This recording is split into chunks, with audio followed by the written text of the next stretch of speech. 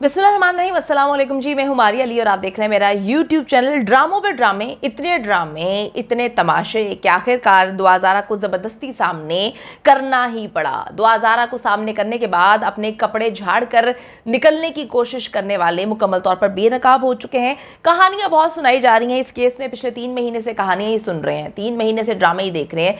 और मैं फिर ये बात बोलूँगी कि ये लोग इतने पावरफुल हैं, इनकी पावरफुल और जो इनका पैसा है, जिस तरह से लोग लोगों को बचाने की कोशिश कर रहे हैं, इसकी दास्तान आज की वीडियो में मैं आपको सुनाने जा रही हूं। तो जी, आज दुआज़ारा जो है लाहौर की एक मकामी अदालत में पेश होती है और जाके कहती है कि मुझे मेरे वालिदैन से जान का खतरा है, मुझे शदीद खतराहत लाहक है, मैं कराची किसी सूरत नहीं जाना चाहती, मुझे चंद दिन के लिए आप लाहौर के किसी दारुल अमान में भिजवा दें। ये भी कहा जाता है कि वालिदैन जो हैं और मेरे रिश्तेदार, जो कि हमारे पास इस वक्त एक एप्लीकेशन है, एक लेटर है जिसमें कहा जाता है कि जी जान का बहुत ज़्यादा ख़तरा है और पहले मैं लाहौर में बहुत सेफ़ थी, अब मुझे लाहौर में भी जान का ख़तरा है, लाहौर में भी मेरी जान महफूज नहीं है, तो मुझे हर हाल में लाहौर के किसी दारुल अमान में जो है वो शिफ्ट किया जाए ताकि जो है मैं अपनी जान बचा सकूं। कितनी अजीब सी बात है कि कुछ ऐसे चीज़ों के कनेक्शंस, कुछ ऐसी चीज़ें मैं आपको बताने जा रही हूँ जो ड्रामे तो खैर 3 महीने से ही चल रहे हैं इस केस में। बार बार मैं ये बात बोलती हूँ कि जो कहानी सुनाई जा रही है कि माली का बेटा था, ड्राइवर का बेटा था, या जो भी इनकी कहानियाँ हैं कि बहुत गरीब लोग हैं, बेचारे गरीब हैं, जिसकी वजह से पूरा पाकिस्तान इनके खिलाफ है, तो बात गुर्बत की नहीं, बात बेगैरती की है। बेगैरती कहाँ से शुरू हुई आप ज़रा देखें। कल अचानक से मुल्तान की अदालत में जिंदा लाश को बेल दे दी जाती है। अब जरा अपनी चीज़ों को कनेक्ट करना है, जब आप चीज़ों को कनेक्ट करेंगे तो आपको पता चलेगा। कल मुल्तान की अदालत में जिंदा लाश को बेल मिलती है। इससे पहले मुख्तलिफ जगहों पर ये अप्लाई करते हैं लेकिन इनको बेल नहीं दी जाती। फिर अचानक से आज सुबह जब उठते हैं तो हमें कहानी पता चलती है कि आईओ को तब्दील करने की दरख्वास्त पर जो जज साहब हैं उन्होंने माजरत कर ली है और अचानक से वो कहते हैं कि जी ये आप दूसरी अदालत में वो शिफ्ट कर देते हैं। वो कहते हैं कि जी मैं ये नहीं कर सकता। जो भी उन्होंने बात बताई, हम हर जज का, हमारे लिए मौजज़ जज हैं, अदालतें हमारे लिए बहुत मौजज़ हैं। ये कहानी सामने आती है कि जी आईओ को तब्दील करने की दरख्वास्त पर पहले भी आईओ को तब्दील नहीं किया गया। सिंध पुलिस जो है वो बहुत ज़्यादा मुतहर्रिक है और आईजी सिंध भी आईओ को तब्दील नहीं करना चाहते। तो आज जब ये पेशन गोइयाँ कर रहे थे, ये बातें सामने आ रही थी कि जी अगर कोई बंदा ये कहे कि हम फलां की तफ्तीश से जो है वो सेटिस्फाइड नहीं है तो उसको तब्दील करने का या तब्दील करवाने का राइट जो है उनके पास होता है। लेकिन आज अजीब कहानी सुनने को मिलती है कि सुबह जो है वो जज साहब माजरत कर लेते हैं। चलें जी, इसको कनेक्ट करें। उसके बाद आपको कनेक्ट करना चाहिए कि अभी कुछ देर पहले पता चलता है कि दुआज़ारा जो है वो एकदम से लाहौर की जो मजिस्ट्रेट रिजवान साहब हैं उनकी अदालत में पेश होती है और वहाँ पे जाकर वही कहानी सुनाती है जो पिछले 3 महीने से जब भी वो अदालत में जाती है तो सुनाती है। मेरी जान को खतरा है, मेरे वालिदैन मुझे मार देंगे, मेरे रिश्तेदार जो हैं वो मुझे कत्ल कर देंगे, मैं कराची जाऊँगी तो मुझे मार दिया जाएगा। अब ये 3 चीज़ें वहाँ पर ये जाती है। इन चेन्स को आप कनेक्ट करें, ये चेन ऑफ इवेंट्स हैं जो कल से शुरू होते हैं कि पंजाब की एक अदालत से इसको बेल मिल जाती है। उसके बाद फिर आईओ जो है, उसके बाद जो अदालत में है वो जैसा माजरत कर लेते हैं आईओ को तब्दील करने की, जो भी आज समात थी उसमें। उसके बाद जो है अचानक लाहौर आते हैं और लाहौर में बच्ची अदालत में पेश होकर कहती है कि जी मुझे दारुल अमान जो है वो शिफ्ट कर दिया जाए। और इन्होंने एक बार फिर से दुआज़ारा को आगे कर दिया है। इनको पता है कि इन्होंने क्या कुछ किया है, इनको पता है कि इन्होंने कितना गंद मचाया है, इनको पता है कि सीडीआर डेटा ये प्रूव कर चुका है कि ज़हीर साहब और उनकी फैमिली कराची में मौजूद थे जब दुआज़ारा को अगवा किया गया। और बहुत सारी ऐसी चीज़ें हैं जो कंफर्म हो चुकी हैं कि अब ये सारे मामलात हैं। अब देखिए जी, सीनियर रिपोर्टर बाबर सलीम साहब की रिपोर्ट के मुताबिक दुआज़ारा कल रात से पंजाब पुलिस की तहवील में थी। मैंने ये बात आपको बोली थी, हमारे सोर्सेज ने कंफर्म किया और हम अभी भी इस बात पर जो है खड़े हुए हैं कि दुआज़ारा जो है 2 दिन पहले बाजियाब हो चुकी थी। अब पुलिस क्या गेम खेल रही है, अब अंदर खाने क्या गंद मचाया जा रहा है। अब ये सारी चीज़ें जो मैंने आपको कनेक्ट कर दी हैं, जो अक्लमंद है उन लोगों के लिए इशारा काफ़ी है। उनको पता है कि किस तरह से इस वक्त पुलिस जो है वो अपना आईओ तब्दील नहीं करवाना चाहती। सिंध पुलिस की कारकर्दगी पर तो मैं कहती हूँ किताबें लिखने की ज़रूरत है। जो सिंध पुलिस ने किया, जो पंजाब पुलिस ने किया, 2 दिन पहले यह अहकाम जारी होते हैं कि दुआज़ारा को जो है वो शेल्टर होम मुंतकिल किया जाए।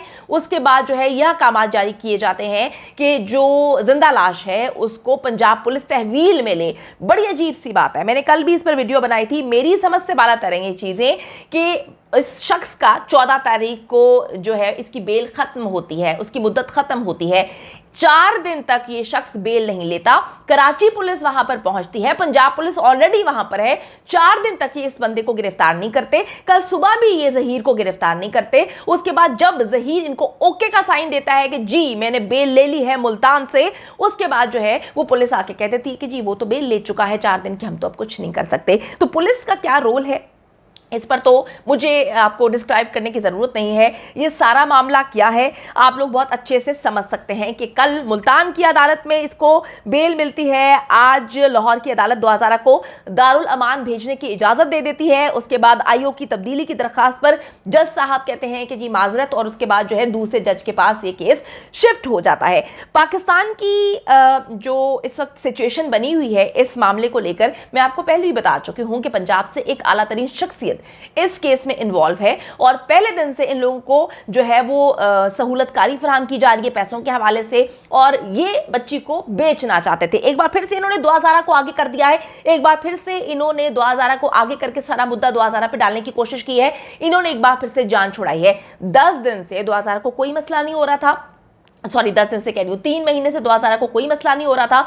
वो अपने शौहर के साथ, सो कॉल्ड शौहर के साथ रह रही थी और बड़ी अच्छी जिंदगी बकौल इनके गुजार रही थी। अब इनको पता था कि अब ये भाग नहीं सकते। जिस तरह से पहले इन्होंने पुलिस को धोखा दिया, क्योंकि अब तो पुलिस हर लिहाज से इनको प्रोटेक्ट ही कर रही है, तो अब इन्होंने भागना नहीं था। इन्होंने एक बार फिर से दुआज़ारा को आगे किया और वही कहानी जो इनका टब्बर सुनाता है, ये सारे के सारे लोग जो इनके रिप्रेजेंटेटिव हैं यूट्यूब चैनल पर बैठ के रात को महफिलें लगाकर एक बकवास करते हैं। सुबह ड्रामा शुरू होता है, रोने धोने से ड्रामा शुरू होता है, दुआज़ारा की जान को खतरा है। वो ड्रामा वहां से शुरू होता है। सुबह रोने का ड्रामा, रात को आ जाते हैं फिर लोगों पे तजलील, फिर मेहदी अली काज़मी को गालम गलोच। उसके बाद जब सारी चीजें सेटल हो जाती हैं तो फिर मामला जो है इनकी तरफ स्मूथ हो जाते हैं। इनको पहले ही पता है, जब इन्होंने रोना ढोना कल शुरू कर दिया था सुबह, तो पहले इनको पता था कि दुआज़ारा इनके हाथ से चली गई है। बच्ची जो है वो पुलिस की कस्टडी में, सेफ हैंड्स में है। वो सेफ हैंड्स में थी। इन्होंने पूरी की पूरी गेम डाली, इन्होंने दुआज़ारा को आगे कर दिया। मैं अभी भी ये समझने से कासिर हूं कि बच्ची तो माइनर है। बच्ची की स्टेटमेंट की एक बार फिर से वर्थ कैसे हो गई, जब एक अदालत में केस चल रहा है और वहां पर ये चीज जमा करवा दी गई है कि 11 रुकनी मेडिकल बोर्ड ने बता दिया है कि बच्ची माइनर है।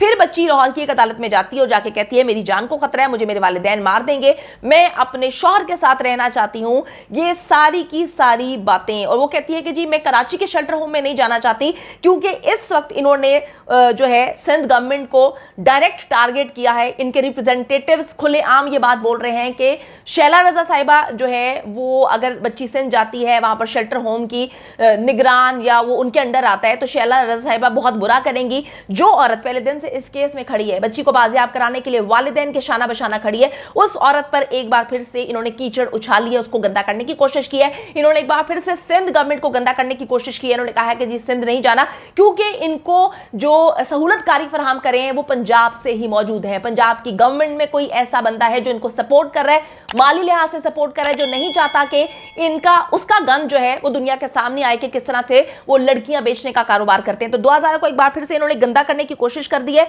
और मैं आपको ये बताती चलूं कि ये दादा दरबार लाहौर के पास रहते हैं और कहानी इसने यही सुनाई है। अदालतों को मुसलसल गुमराह कर रहे हैं। इन्होंने कल मुल्तान की अदालत को गुमराह किया है, आज फिर लाहौर की अदालत को गुमराह किया है। बच्ची जो है माइनर है, बच्ची की स्टेटमेंट की कोई वर्थ नहीं, लेकिन इस वक्त बच्ची को जो है वो लाहौर के शेल्टर होम में दारुल अमान में भिजवा दिया गया है। बच्ची कहती है मैं 8 से 10 दिन यहां पर रहना चाहती हूं।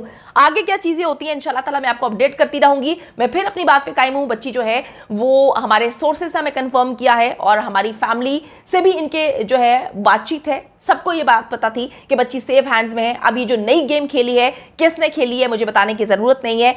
कल मुल्तान की अदालत, उसके बाद पुलिस ने हाथ नहीं डाला इस शख्स पर। पुलिस इंतजार करती रही कि जब बेल मिले, जब इनको साइन ये लोग दें, तो उसके बाद जो है पुलिस कहे कि बच्चा ये जो जहीर साहब है इनको किसी सूरत जो है वो अब गिरफ्तार नहीं कर सकते। तो ये सारी की सारी गेम आप लोगों को समझ आ रही है। हम लोग तो बहुत अच्छे से 3 महीने से इस गेम्स को देख रहे हैं। देखते हैं जी कब तक गंदगी फैलाते हैं, कब तक गेम्स चलाते हैं, आपको अपडेट करते रहेंगे। उम्मीद करती हूँ कि वीडियो पसंद आई है। कमेंट सेक्शन में जाके जल्दी से अपनी राय का इजहार करें, वीडियो को ज़्यादा से ज़्यादा शेयर करें, मेरे चैनल को सब्सक्राइब करें। और पाकिस्तान एक खूबसूरत मुल्क है, उस खूबसूरत मुल्क के हवाले से मैंने एक चैनल बनाया है, उसको पिन कर दिया है, लिव लाइक मारिया। जल्दी से जाके उसको भी सब्सक्राइब कर लें।